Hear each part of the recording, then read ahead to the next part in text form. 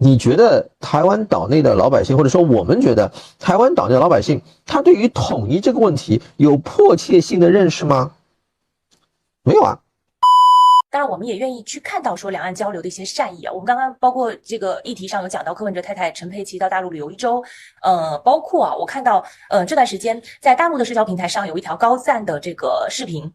是台湾的一个游客真情表达爱祖国爱大陆爱到不行。再到我们看到大陆航空公司近日有恢复4条两岸直航的航线，也是备受旅客的欢迎所以还是想看到这个善意的部分啦。沈英老师，你怎么看待岛内民众近来赴陆意愿高涨的这一波动向？怎么样让他把这个赴陆意愿高涨的意向转化成对于两岸统一的推动，才是真正的关键问题。那我说实话，你在一定程度上，你觉得他们来了之后，就是会增进两岸统一的这种主观愿望吗？当然，这是我们的善良的愿望，对吧？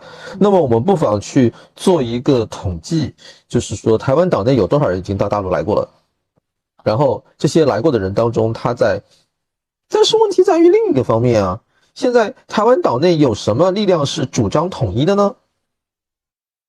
没有啊，就是他们没有代表啊，他没有那种政治上的这样一种代表啊。所以你就会发现，就是说，你即使从善意的这个角度上去推，你把台湾岛内这些能够来的民众都已经来了，他感知到了你的善意，他决定要统一了。那么他在台湾岛内这个政治过程当中，他选谁去做这个事儿呢？没有代表，没有代表。所以这就是我们现在面临的问题。什么问题？就是我们得从台湾的实际出发，这个实际得是台湾的实际，不是我们想象的台湾的实际。所以你不能一厢情愿，你知道吧？这是第一。第二呢，你不能就是过度的理想化。什么叫过度理想化？你啥事情都指望着自然发生，这是不可能的。这是不可能的。就像你去看像正当时跟胡汉看剧他们的讨论里面一样，台湾老百姓就算到大陆来参观了，但是他在脑子里面，你跟他讲共产党，他里面蹦出来的是什么？它里面蹦出来的是那几十年反共教育形成的这个共产党的这个东西啊。第三，你觉得台湾岛内的老百姓，或者说我们觉得台湾岛内的老百姓，他对于统一这个问题有迫切性的认识吗？没有啊，没有啊。然后最后的一点就是说，你看刚才你讲到这个题目里很有趣的一点，对吧？小熊猫啊，这个台湾这个又不让我们这边去了，对吧？民进党那边又杯葛了这边的人，对不对？小熊猫他收了吗？他收，他收了呀，对，他收了呀。然后民进党就跟你讲说，你看我把糖衣吃了，我把炮弹扔回去了。他甚至可以跟台湾老百姓讲说，你看我影响你看小熊猫了啦，没影响呀。甚至他会给你看个逻辑，什么逻辑？就是因为我们搞抗中保台，所以他才把小熊猫送过来讨好我们，不就这样吗？这些东西不改正，你指望他改，怎么可能呢？怎么可能呢？小熊猫是你送给他的，然后呢，是他改了，他表达了对两岸统一的正面想法之后，你给他的奖励吗？不是。那他为什么要改啊？那他为什么要改？你告诉我他为什么要改？我想不出理由啊。你让岛内那些主张统一的人怎么站出来为统一讲话？我为什么要说统一？就是因为我现在不说跟他统一，所以他好吃的好喝的送过来给我，对吧？你要去动就很简单嘛，你要有一个框架，这个框架里面给大家看到2个非常明确的结果。这边是一个好的结果，这个好的结果是所有做了有助于统一、支持统一、认可统一、推进统一的人过着非常幸福美好的生活。在那边破坏统一的人，惶惶不可终日，就是啥都没有，然后过得非常凄惨，然后朴素的台湾民众才会知道统一是件好事。这是最基本的一个框架呀，这个框架你不建立起来，你整天想说，哎，你看我这个东西给了，然后说你看他又阻碍我们了，然后指望大家评评理，这比较天真和幼稚，你知道吗？就这种想法是比较天真、比较幼稚、比较理想化的。你不能说它完全没效果，说啊人心都是热长的，石头捂的时间长了它还是会热，没错。但是这种都是好人，都是圣人，好人跟圣人在人群当中永远是少数。我们的政治、我们的政策要从现实出发，要从大多数都是普通人，没错，坏人也是少数，大坏蛋更是极少数。但是大多数人是普通人，普通人想不到那么多的大问题，普通人看到的是小问题，看到的是非常明确的这种惩戒和奖励的机制，然后在机制引导下，你把足够多的普通人都带到好人这边了，才有可能达到你这样的效果。但是在这个过程当中，你是得动脑筋的，你是得从人的对方的那个人的真实的认知和行为模式出发，去决定你的政策的。就是我们以前讲，不能这个拍脑袋俺寻思，或者祖上都是这样的啊。现在不是在说大变局吗？百年未有之大变局，到了需要进行这种调整和改变的时候了，对吧？我是这样想的。是。每当两岸的议题，沈老师总是带着我们理性的带着我们从一些表象的问题去看到一些这个本质啊，就是从这样议题可以看到说交流的热络并不能代表着长期可能两岸形成这种认知差异能够快速的消弭，是一条长期的持久的这个一条路要走。当然我们看到其实当下的这个现实就是民进党当局任何关于来恐吓来打压来阻挠这种两岸同胞的这种交流的做法，那一定是徒劳无功，对吧？这个是最明显的，就是逆民心的，是伟大式的。那未来我们再保持观察好了。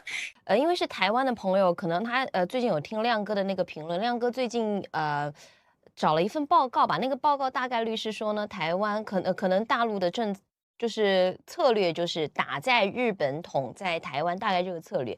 所以这个栗子哥就想请教授点评一下，如果大陆先把台湾问题处理好，优先处理的话，或者是尽快处理，利索一点，那么日本、菲律宾是不是就和乖孩子一样呢？就是大家在考虑你先解决哪个问题？到最后可能几个问题一起解决吧，因为根据我的理解，历史上对于历史对于大国或者是对于一个人来讲，通常情况下他会把你最不想做的会把你想做的事情以你最不舒服的方式扔在你面前，作为对你的一种检验。我不知道你们有没有这样的感受，就是要么没什么事儿，要有事儿就一堆扎堆儿就全部都一起来。所以呢，这是第一。第二个呢，如果真的是使用非和平的方式去解决台湾问题，你觉得日本会坐着完全不动吗？不可能。美国有可能不动，日本是绝对要动的。因为站在日本的立场上，他不动就没有机会了，他一点机会都没有。动一动他还有机会。你别跟我讲，这个就是大家理解赌徒心态。赌徒心态是什么？赌徒心态关注的是有机会没机会，他从来不关注这个机会的概率有多高。对赌徒来说，他只要认准了一个东西，一旦进入到那种赌的思路，你只要不告诉他是100%没有可能，他就会说，那我为什么不赌那1%？这叫做赌。日本就是一个特别喜欢赌的国家，所以日本一定会来。至于菲律宾来不来都无所谓，就那样了。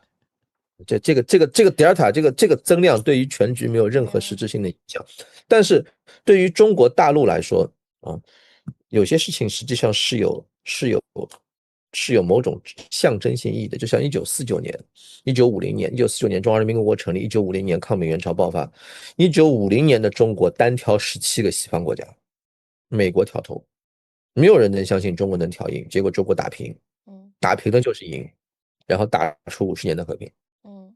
在解决台湾问题的时候，我们要解决是50年到100年的和平，在这个过程当中一定会跟日本有某种解决。当然这种解决大家也不要理解动不动就是什么和平东京啦，什么马踏樱花啦，这种什么登陆啦，然后占领了就是这么简单粗暴的事情我们是不做的。但是有效的把日本的军事工业能力彻底的清掉，这可能是不可避免的。然后我们讲规则，讲国际法，恢复战后世界秩序，我们在执行世界秩序，我们不是一个霸权国家，我们不要别人的领土的，所以日本的领土应该严格遵守开罗宣言和波茨坦公告的规定，仅限于那4个岛。所以被日本以各种理由窃取的太平洋岛屿，尤其是琉球，应该被有效的复原出来。为什么？因为这是给世界一个交代，就是说我们告诉世界，这个世界对于殖民主义，对于像日本这种对外发动侵略的国家是有惩罚的，它要受到严厉的惩罚。但是这种严厉的惩罚尊重日本本身的历史，它日本历史当中不是通过对外侵略的方式，它自己正常获得的部分，我们是没有兴趣去进行干预的。是的，对于菲律宾来说，可能也是一样。你的领土就应该严格的、有效的局限在美国和西班牙条约规定的菲律宾领土的过程当中，那这就是国际法。我们不是刚说了要严格遵守国际法吗？我们当然要遵守国际法。你菲律宾不能以过去你违法没有遭到惩戒作为理由，作为你持续违法的依据啊。就像有人这个酒驾被抓了，然后他说我以前酒驾没被抓，你为什么这次抓我？那这没被抓是你没被抓，不代表你是对的呀，对吧？所以这个事情，而且呢，接下来我们就是要校正这种错误嘛，因为不校正这种错误，就会给菲律宾以错误的信息，就是我违反国际法可以不用受到任何惩罚，甚至让菲律宾产生一个更加错误的认识，就是国际法是他们家开的，他可以你这个猴子哪来这么大的自信啊？不就是被惯坏了吗？所以在这种情况下，我觉得，为什么15年开始搞强军建设、搞能力建设、搞能力体系建设？因为要准备的事情还很多。用大决战里面的台词，很有可能你准备了2桌饭，结果来了3桌客人，或者来了5、6、7、8桌客人，都有可能。所以我们要做好准备，来再多的客人都能让他们吃得饱饱的，送他们上路，就这么回事儿。太帅了。好，我感谢一下 J Hi 的支持啊，因为 J Hi 呢，他在岛内的朋友，但是因为岛内的局势不太稳，所以一直有跟我们讲说他已经搬出岛内生活了。他提到，他说台湾的蓝白绿政党都是拒绝两岸统一、以美谋日独而以武谋独的政党。台湾大多数都是畏畏而不怀德的性格，真正愿意支持两岸统一且承认台湾人也是中国人的台湾人根本少之又少。祖国真的想统一吧？除了那个，可能还真是别无他法了啊。他说他是土生土长的台湾人，以自己对台湾社会的氛围和政治现状的了解，知道台湾要合统完全不可能的事情，不然也不会和家人先移居海外避险，等统一后再回台湾了。如果大家近期有持续的关注我跟沈怡老师的节目，我们已经讲到很清楚了，统一嘛，最后肯定都是和平的，只是说过程怎么样呢？那不管，反正最后是统一的，那就是和平的。